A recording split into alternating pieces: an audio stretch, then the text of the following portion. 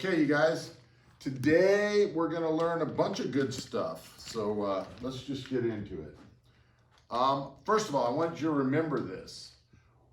Okay, suppose we had an equation like this, a polynomial equation that has been factored into this. This times this equals 0. You should remember that we could do this. We developed this over time when we were looking at this. We came up with a little shortcut way, and it goes like this. If I want to know if I got this times this equals 0, and I want to know what the answers to that are, here's how it works. It's going to be x is, and here's what you do. Opposite of this over this. So it would be positive 3/5. Okay, would be the answer. What would this guy give me a root of? It would be opposite of this over this, so negative 1/2. And it would be opposite of this over this, so positive 6/7, right? That's how, if you were to get to this point, factor it to this point, that's how you go from there to get the answers, okay? Hopefully nobody just learned anything there. You should have known that. We've been doing that for years, and we did it last semester quite a bit as well, even this semester some. So I really hope you understand that, because that's the basics, right? Now, I'm going to point out one thing though. We could go in reverse. What if we did not know that it was this times this equals 0? What if they just said invent an equation that has these guys for answers? How could you do that? Well, one way to do it is to go in reverse. Okay, pretend this isn't right here, right? We don't know, this isn't here. They just give us this right here, and they say come up with an equation that has those guys as roots. Well, what you could do is this, the opposite of what we just did there. We could say, okay, this guy's going to have to be bottom number, change the sign, top number. 5x minus 3, because it was a plus. 5x, change the sign, minus 3. 2x, change the sign, plus 1. 2x plus 1, right?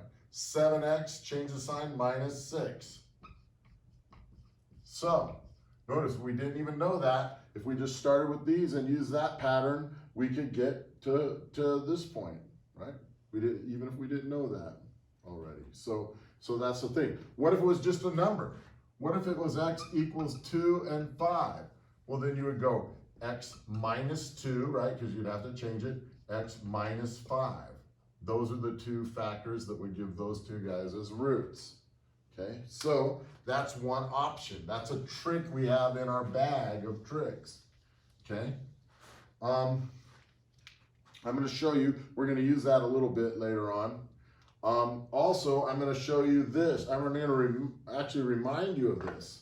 Remember, x squared minus the sum times x plus product equals 0. You can do that whenever you have two roots of an equation. If you want to invent an equation, if you have two roots, you can do x squared minus the sum of the roots times x plus the product equals 0. That works only 2 at a time though. Not 1. You can't do it with 1 root. You can't do it with 3 roots. You can only do it 2 at a time. But it's a nice little thing, because you can get an equation that contains those 2 roots by going x squared minus the sum of the roots times x plus the product. I want to remind you guys of that. Now, you're going to see this if you're rusty, if you're saying, yeah, I kind of remember him talking about that, but I'm not that clear on it all. I'm going to show you, just pay attention to when I go through these, and you'll see examples of me doing this and this. So let's go over here. First of all, this is the first problem we're going to do. In fact, all of these problems have the same directions.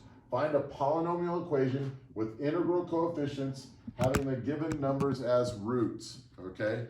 Find a polynomial equation with integral coefficients. What that means, integral coefficients, is no fractions. You don't want any fractions in the answer. So if you got fractions, you want to multiply through to get rid of them.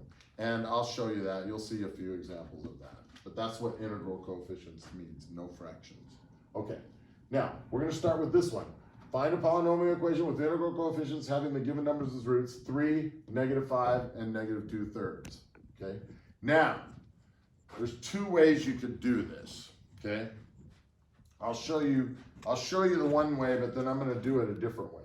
Okay, the first thing you could do is you could do this x squared minus, actually, let me show you, before I do that way, let me do it this way, that's equivalent to this.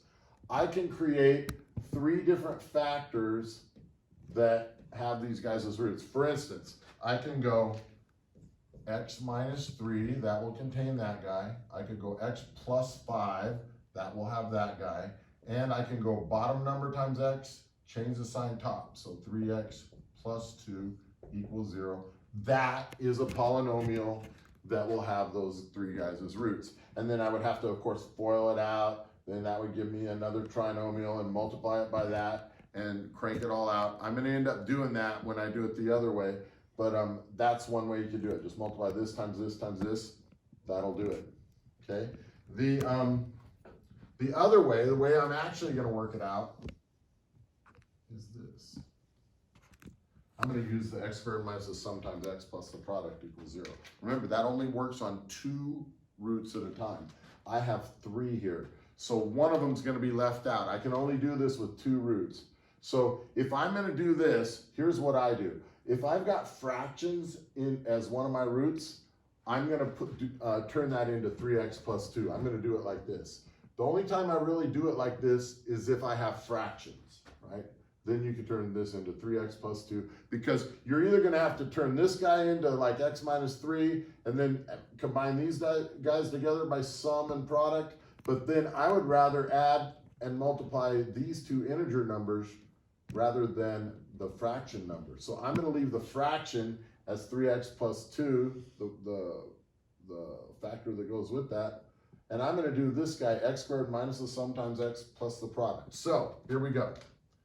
X squared minus the sum. What is 3 plus negative 5? Their sum. 3 plus negative 5 is negative 2. So it's going to be x squared minus negative 2x. That's going to be plus 2x. It's minus the sum. The sum's negative 2, so that's going to change the sign into a plus 2x, right? Plus the product. 3 times negative 5 is negative 15, so you're going to get minus 15. Plus negative 15 or minus 15. This polynomial right here contains these 2 guys as roots, okay? But it doesn't contain that guy. So in order to contain this guy, I'm going to have to throw the factor in now. 3x plus 2, right? The factor that goes with that root equals 0. And now I'm going to FOIL everything out.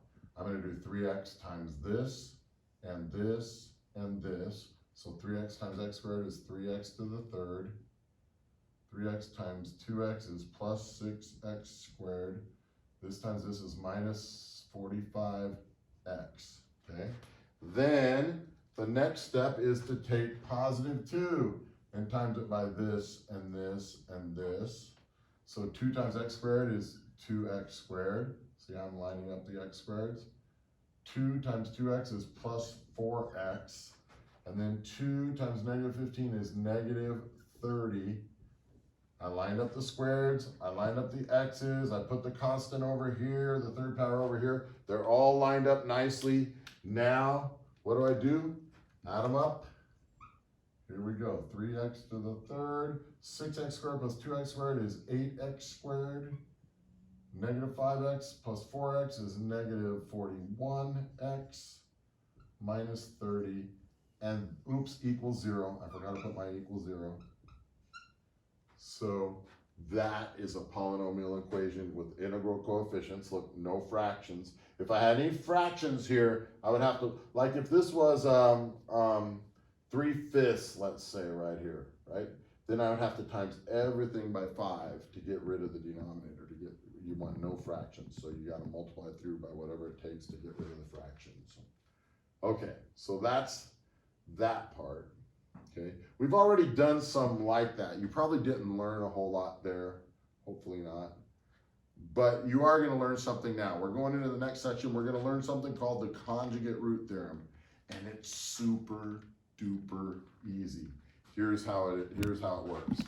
The conjugate root theorem says if you have a polynomial,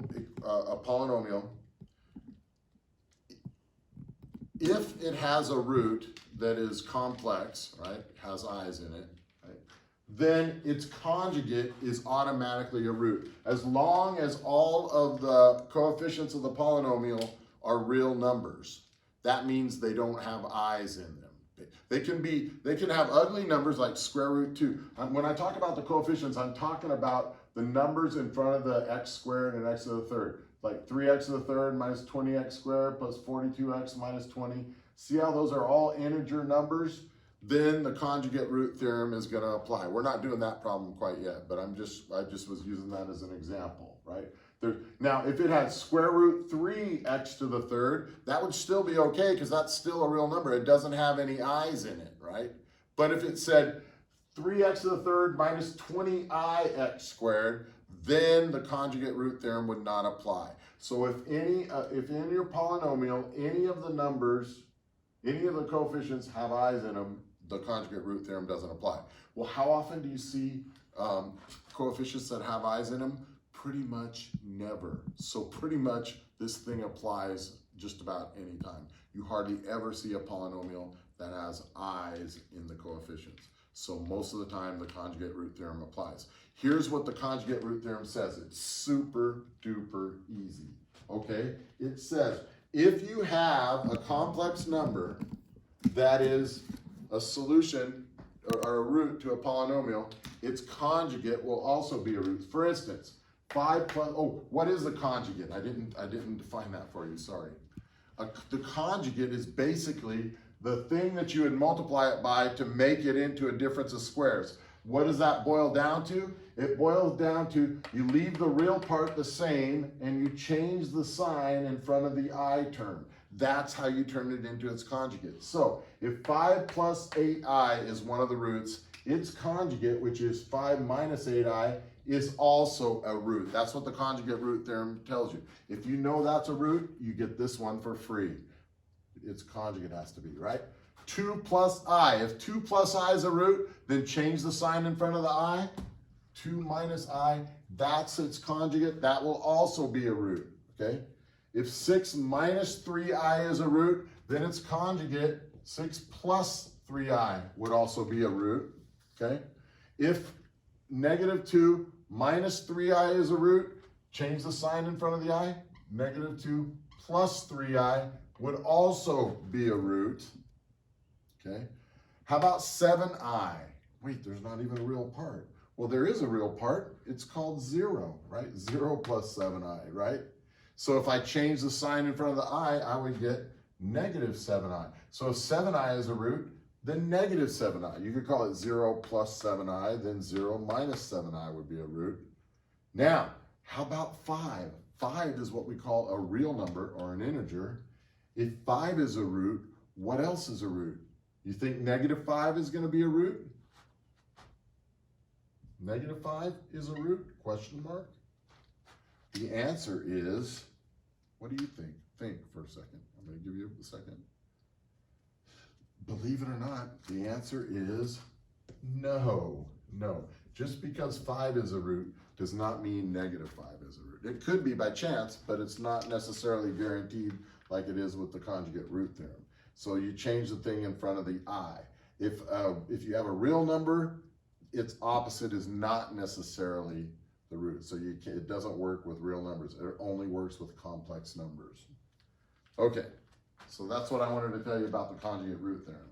So now we're going to use the conjugate root theorem to do some of the stuff we've been doing already now. I got this little piece of information. Okay, now find a polynomial equation with integral coefficients having the given numbers as roots. In this case, we're doing 2 and 3 minus I. Now, 2 and 3 minus I. That's only 2 roots. But wait a minute, 3 minus I. Wait a minute, 3 minus I is a root of my polynomial. So guess what else is going to be a root? How about its conjugate? 3 plus I, right? If 3 minus I is a root, you get this one for free. So now I've got 3 roots, so it's going to be a third degree equation. Now, I need to create an equation that has these 3 roots. I can do it the easy way, or I can do it the hard way, okay? Here's what I would, let me tell you a way I don't recommend. So don't write this down. I'm going to go through it quickly, But let me show you what I would not recommend, but it would be correct. You could go x minus 2 times x minus parenthesis 3 minus I times x minus parenthesis 3 plus I equals 0. Then you'd have to distribute the negative, multiply a trinomial times a trinomial, get all that multiplied out, then times it by this binomial, and what ends up happening is a ton of stuff ends up canceling, and it ends up getting a lot prettier, but you have to go through quite a horrendous thing to get there. There's a much, much easier way to do it. That's why I told you I would not recommend doing it this way. This way is correct if you do it correctly, but there's a better way. Now, the better way I'm going to use is the thing that says x squared minus the sum of the roots times x plus the product equals 0. That x squared minus the sum of the roots times x plus product. That works on 2 roots at a time.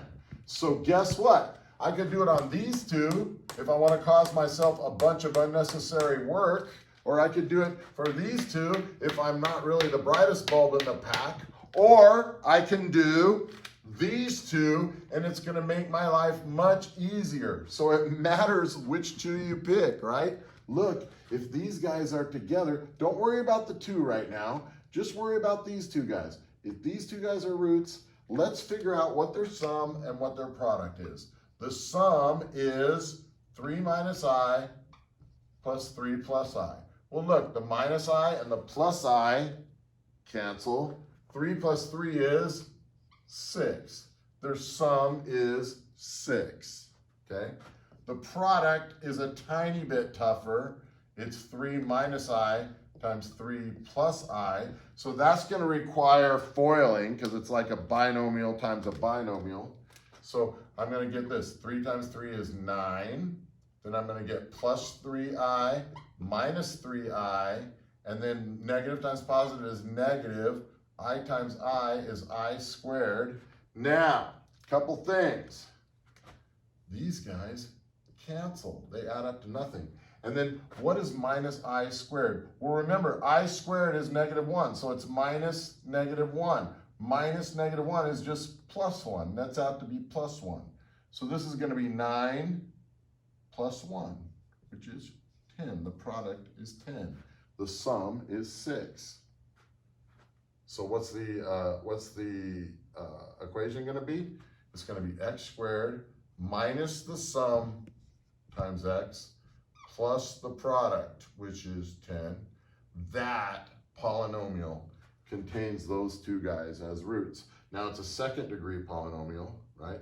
Containing these 2 roots. If you were to plug these guys into the quadratic formula, it would simplify to this. You would find out that those were the roots of the guy, right? But that's not what we want. We want to find an equation that has all 3 of these roots. We haven't done that yet. We only got these guys. What about this root 2? It's the leftover guy. So I can't use the x squared minus the sum times x plus product because that only works on 2 at a time. So I just have to times this guy by the factor that would give you 2 as a root, which in this case is x minus 2 equals 0. And now I just multiply that out, and then that will be my answer. So x times x squared is x to the 3rd. X times minus 6x is minus 6x squared plus 10x. Negative 2 times this is negative 2x squared. Negative 2 times that is plus 12x. Negative 2 times that is minus 20. Okay, I'm going to add up all of that, and I'm going to get x to the 3rd minus 8x squared plus 22x minus 20 equals 0. This polynomial will contain those 3 roots. How about that? Nice. Nice. Okay.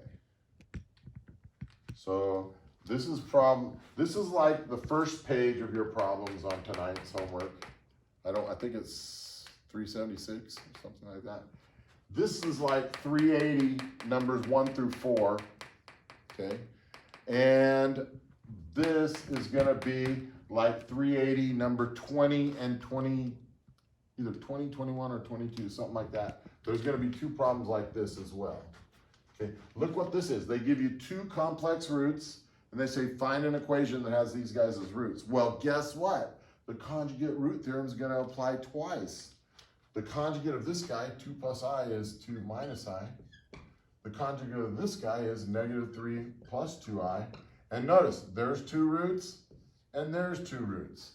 Now, if you're crazy, you could say, I know, let's use x squared minus the sum times x plus the product with these two guys together and these two guys together. Are you crazy? Why would you do that? What you want to do is these two guys together and these two guys together. That's what makes it nice and beautiful. So, here we go. I need to know their sum and their product, these guys. Sum is going to be pretty easy. Actually, I don't even have to write it out. Look, 2 plus 2 is 4. I plus negative I is nothing, right? So it's just 4. What's the product going to be? Well, the product is a little tougher. 2 plus I. It's a difference of squares, though. It's going to be 4 minus 2I plus 2I minus I squared. And remember, minus I squared is minus -1, which is actually plus 1. So this is going to be 4 plus 1 is 5. These guys cancel. So the product's 5. So this guy's going to be x squared minus the sum times x plus the product. There's the polynomial that has these two guys as roots. Okay? We're going to do a similar kind of thing right here. Okay? Let's see what the sum of these two guys is. Well, these cancel. -3 plus -3 is -6. Okay? Product is going to be -3 minus 2I times -3 plus 2I. Again, I'm going to do FOIL on this. Okay, -3 times -3 is 9, minus 6I on the outside, plus 6I on the inside, and negative times positive is negative. 2 times 2 is 4, I times I is I squared, -4I squared. But remember, -4I squared just nets out to be plus 4. It's -4 times -1, which is plus 4. So I get 9 plus 4 is Dan Marino. You know it. You know it. Okay.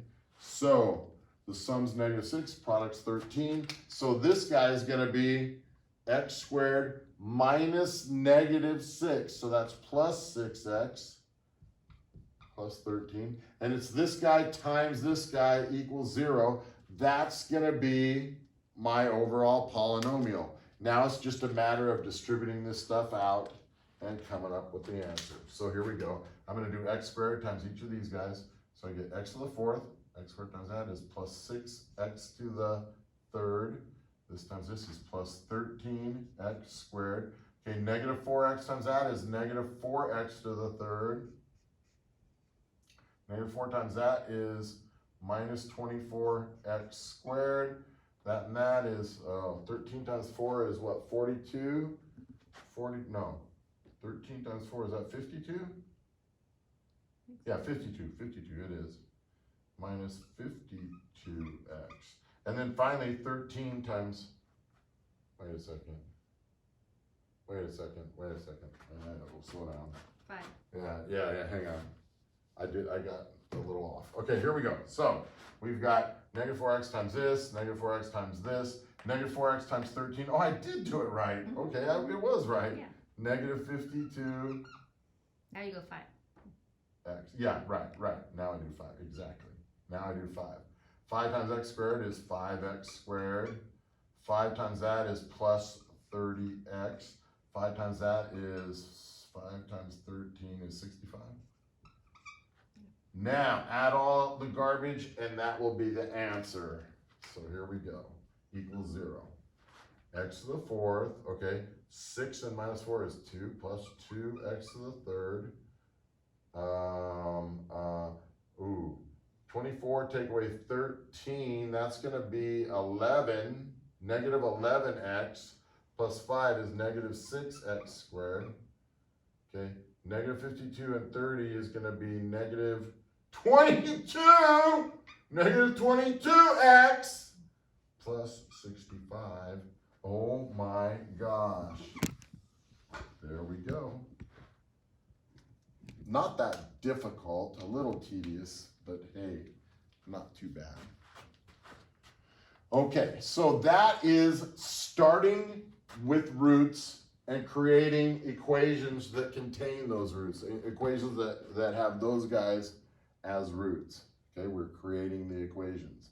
That's what a big chunk of tonight's homework is going to be. The rest of the homework is going to be similar to the one that's up there. We're actually going to be solving equations. So I'm going to erase these and we're going to start solving a couple of equations.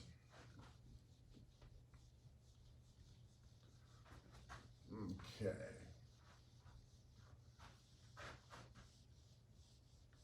All right. Having fun. Having fun, sheltering in, doing some math. Ain't nothing better. Well, there's nothing better than the math part. We could do without the sheltering in. But here we go. So, first one up here, solve that guy given that 3 minus I is a root. Okay? Solve, in fact, let me just write it out. Solve 3x to the third minus 20x squared plus 42x minus 20 equals 0, right? Given that 3 minus I is a root. Given that 3 minus I is a root. See? They're not just telling you solve this. They're saying solve this equation, baby, given that there's a root. So you're like, okay, well, if 3 minus I is a root, and look, none of those guys have i's in their coefficients, so the conjugate root theorem is going to apply. And so if 3 minus I is a root, then 3 plus I is also a root. Those are going to be two roots of the equation. So let's create a polynomial that has those two guys as roots. So here we go. It's going to be, the sum is 6, right? 3 plus 3 is 6. These guys cancel.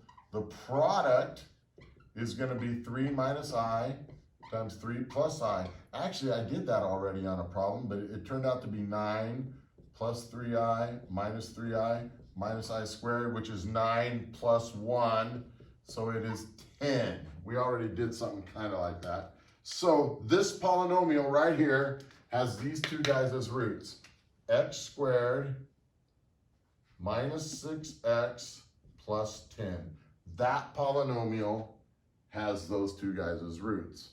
But guess what? That polynomial also has those two guys as roots. So guess what? If I were to take this polynomial and divide it by this polynomial, would you think it goes in evenly? Well, it should, unless you mess it up, right? But if these two guys are roots of this guy, and these two guys are roots of this guy, then if you do long division of this guy divided by this guy, you should get a 0 remainder. It should go evenly, and the thing left over will contain the other root. So here's how we're going to do it. X squared minus 6x plus 10 on the outside. On the inside, we're going to go with 3x to the third minus 20x squared plus 42x minus 20. We're just going to do long division. So here we go. What does it take to turn x squared into 3x to the third? It's going to take 3x. And notice, I put it right above this x guy, right? 3x. X times 3x times x squared is 3x to the third, just like I wanted. This times this is going to be minus 18x squared plus 30x. And I want to subtract. That's how we do long division, right? This guy, take away this guy. But instead of thinking it as subtract, I'm going to add the opposite. I'm going to make this a plus and distribute the negative. Then I could just add these guys together. So plus, make this negative plus negative. Okay, this should always cancel. This adds up to 0. It should. If it doesn't add up to 0, you did something wrong. Okay, negative 20x squared plus 18x squared is minus 2x squared. 42x and minus 30x is plus 12x.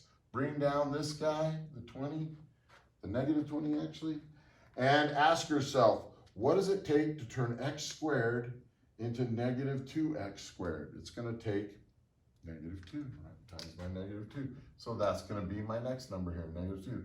Negative 2 times that is negative 2x squared. Negative 2 times that is plus 12x. Negative 2 times that is minus 20. And I subtract, but tricky me, I know that means I'm adding the opposite, huh? So 0, 0, oh my gosh, just like I was expecting, there's no remainder, 0 remainder. That means this guy divided evenly into that guy. And guess what? The other root is sitting inside of the leftover guy, 3x minus 2. So remember, we're going to use this, opposite of this over this. So it's going to be positive 2/3. If you didn't see that, you could go 3x minus 2, set it equal to 0. Set it equal to 0 and solve for x. You get x is 2/3. There you go. So either way. So that's my third root. And then I have these two roots. So the entire solution set looks like this. 2/3 and 3 plus or minus I. There's the solution set for that. Look, a third degree equation had 3 roots. 1, 2, 3 roots.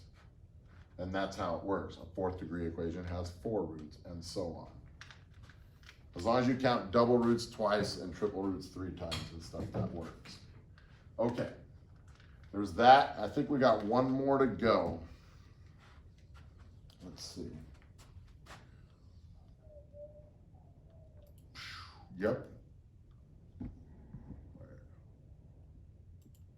Yeah, one more to go. Okay. So I will write that out up here.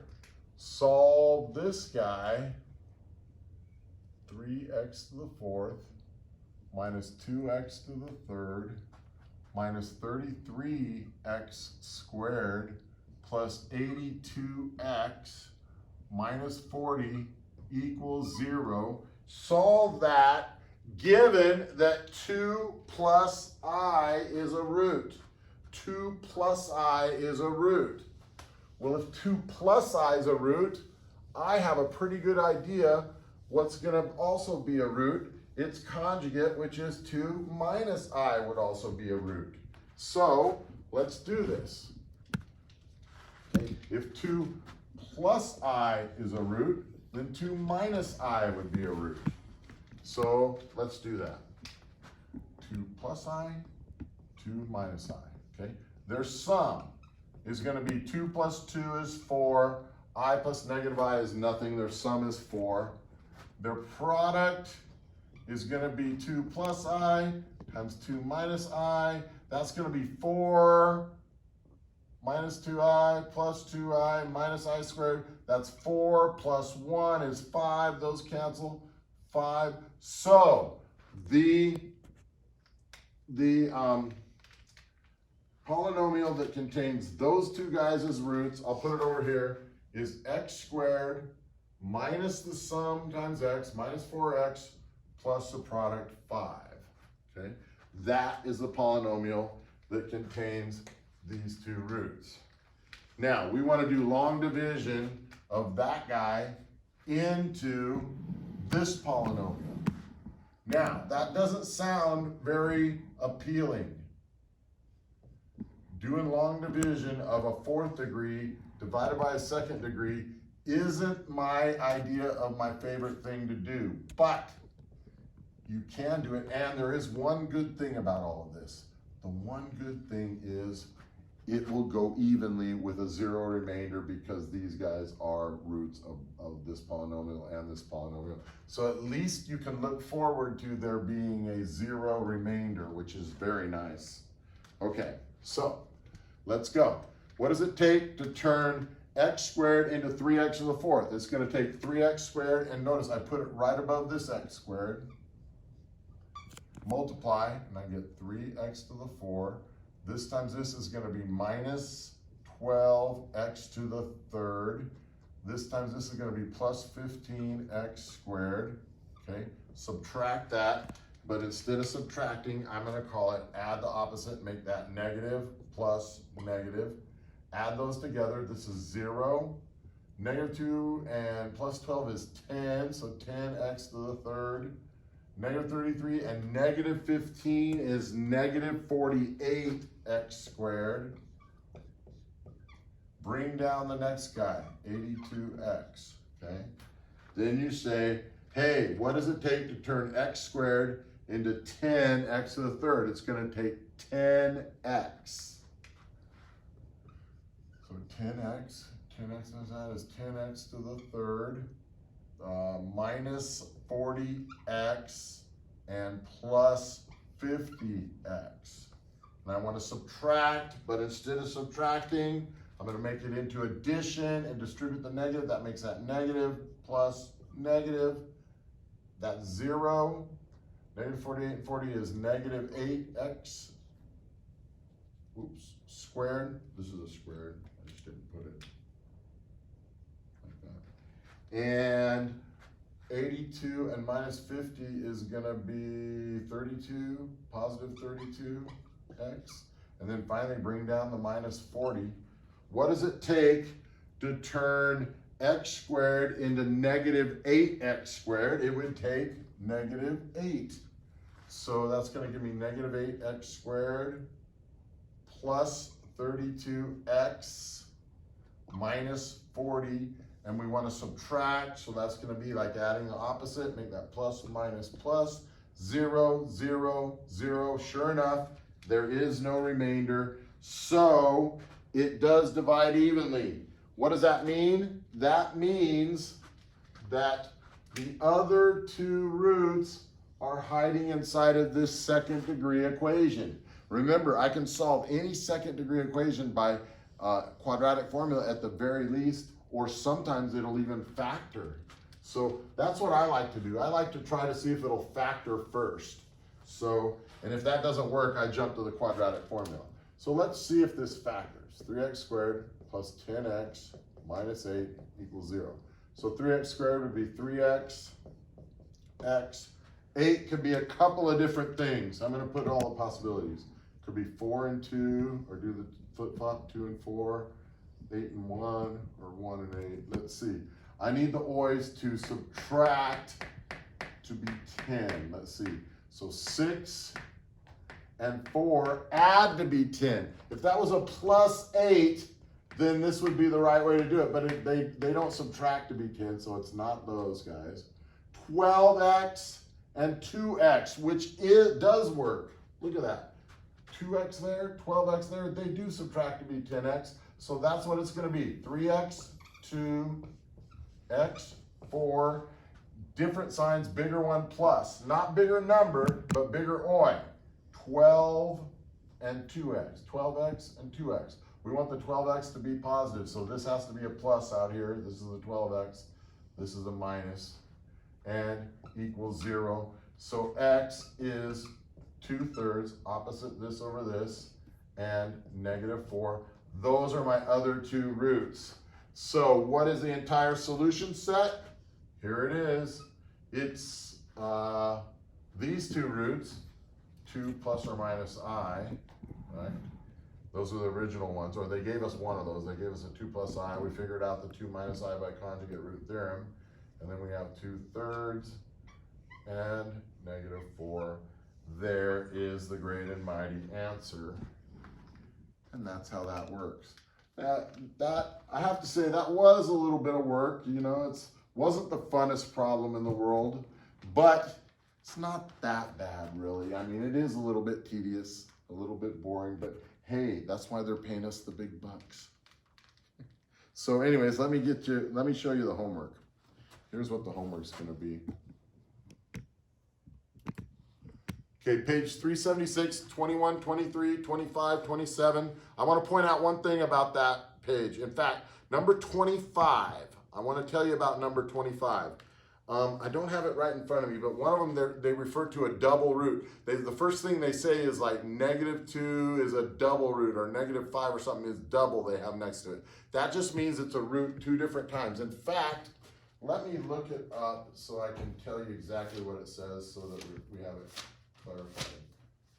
376. Oh, man. Okay, here it comes. Okay, it says, number 25 says -2 double next to it like that. So it says -2, and then it says double, and then it lists a couple other roots, okay? That just means -2 is a double root. It's like -2, -2. You just count it as a root 2 different times. So just to clarify that. And then page 380, 1 through 4 all, 9 to 12 all, and 21 and 22. 1 through 4 and 21 and 22 are finding equations. They give you the roots, you create the equations. 9 through 12 are like the last couple we did where you have to actually solve the equations. So that's it. Have fun.